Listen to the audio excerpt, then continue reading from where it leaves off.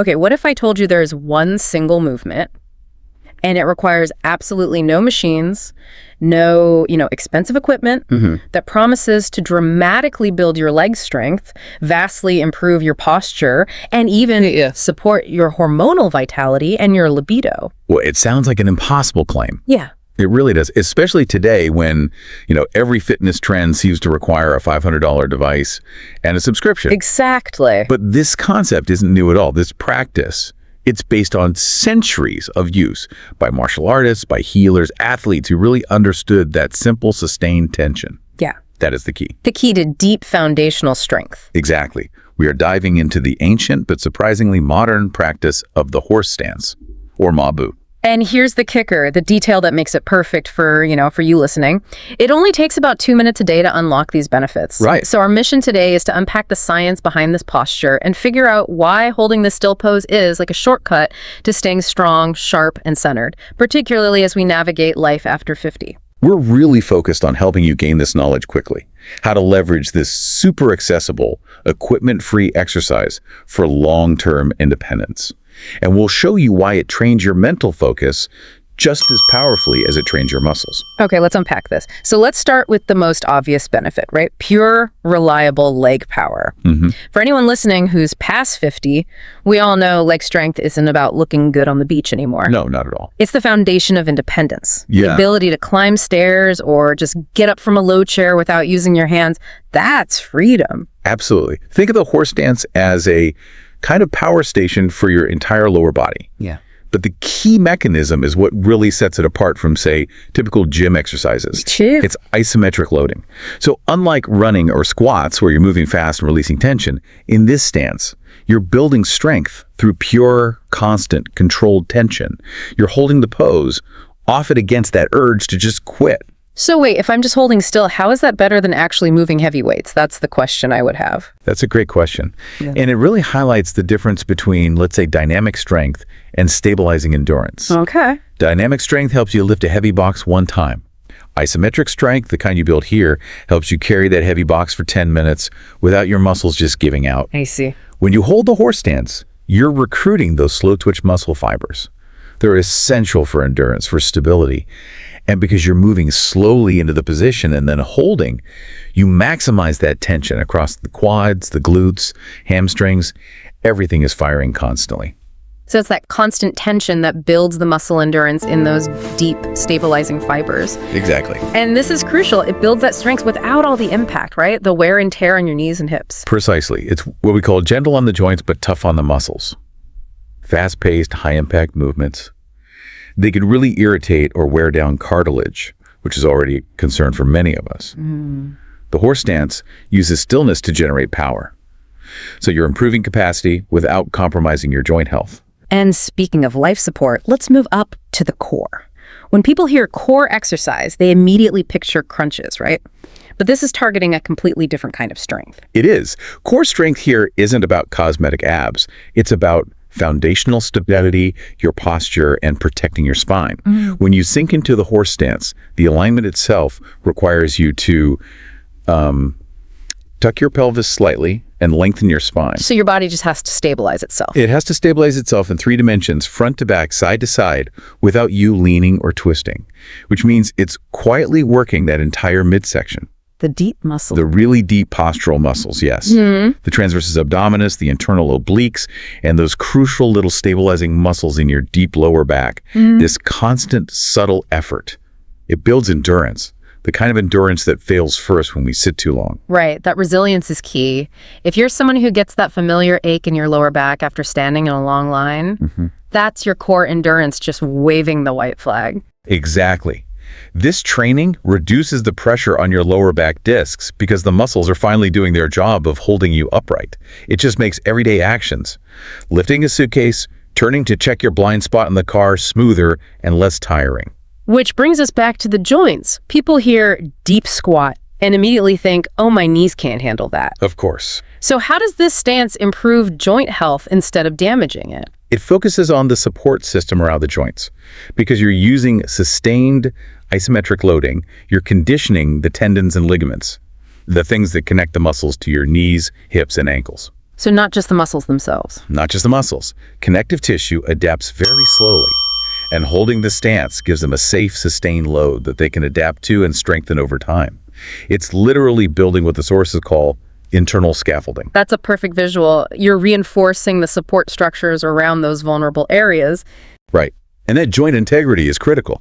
If you trip over a rug, strong ligaments, preconditioned by this stance, are far more likely to protect the joint from a strain or a tear. It's injury prevention built through stillness. What's fascinating here is how much this simple physical act recalibrates systems we usually forget about until they start to fail. You're talking about balance, the unsung hero of aging well. Exactly. It's that quiet loss that just creeps up on you until one day you find yourself reaching for a wall or stumbling over a curb you used to step right over. That loss of confidence is often rooted in the decline of something called proprioception. Let's clarify that. We've called it the body's internal GPS, but what is it mechanically? So proprioception is your body's sensory system. It's made of special receptors in your muscles and joints that tell your brain exactly where your limbs are in space without you having to look. Okay. As we age, those neural signals can get a little weaker. Holding the horse stance forces your body to make these continuous, tiny micro adjustments. You're never perfectly still. You're constantly hunting for that perfect center of gravity. You are. And that hunting process retrains those proprioceptive receptors. It's like recalibrating your body's GPS signal. This training dramatically improves your stability and your confidence. The source material notes that falls aren't just accidents. They're often warnings. This helps your body respond before those warnings turn into something serious. Now let's talk about benefit number 7 from the source. This is the more surprising area. Below the belt support. Pelvic health, circulation, even sexual function. This is where the stance really shows its power as a holistic internal exercise, not just a leg workout. By engaging those deep stabilizing muscles around the hips and the pelvic floor, areas that often atrophy when we sit all day, Right. it creates profound vascular benefits. It's like a regional pump. So what happens when you increase blood flow and muscle activation down there? Well, primarily, it improves vascular health. And the health of that entire pelvic region is tied directly to vascular performance.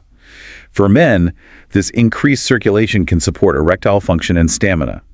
For women, it significantly helps with pelvic floor tone. Which is crucial for things like bladder control. Exactly, and for improving sexual wellness. It's about improving internal function naturally. A way of, as the sources put it, staying connected to your body without relying on medications. And that links right into the hips themselves. You know, if you feel stiff getting out of bed or find yourself struggling to just tie your shoes. Yeah, that's a sign. That hip mobility is declining. It seems like a small thing, but it has this huge domino effect. It really does. Tight hips pull on your lower back. They throw your gait off balance, increase your fall risk. The beauty of the horse stance is that it gently coaxes the hip joints open. You're using muscle activation to stretch the connective tissue, not forcing it. So it's a slow, safe, sustainable way to reverse that creeping stiffness. Exactly. You increase flexibility gradually while building the strength to support that new range of motion. And even a shallow version, just sitting down a little bit, it begins the process. More open hips mean the rest of your life just moves better. Here's where it gets really interesting. Once you master the mechanics, the deepest benefits start to emerge, and they are purely mental and hormonal. This is the emotional armor part. Yes. And the discussion here is fascinating because it's real-world proof of the mind-body connection. The source is very clear. This is primarily a mental challenge. After about 30 seconds, the physical discomfort starts, the famous Mabu shake, and your mind screams at you to quit. But choosing to stay still, to focus on that burn, and to regulate your breath, that builds immense resilience. It's the practice of sitting in discomfort and choosing not to run away. That's it. That's a huge life skill. If you can handle 90 seconds of your quads burning while breathing calmly, that capacity transfers directly to handling a stressful work deadline with more clarity. And science backs this up. When you engage in intense, controlled isometric exercise, and you pair it with slow, deep breathing, you are actively signaling safety to your nervous system, even in the presence of stress. This practice is known to reduce circulating cortisol. The stress hormone. The primary stress hormone, yes. And it builds mental endurance. I want to push on that hormonal link a bit more. We often see energy crashes, mood dips after 50 related to hormonal shifts. How does just standing still help stabilize that complex system? It's about leveraging the type of stress. chronic psychological stress that elevates cortisol, and it's catabolic. It breaks the body down. Right. The horse stance introduces controlled, acute physical stress, the good kind.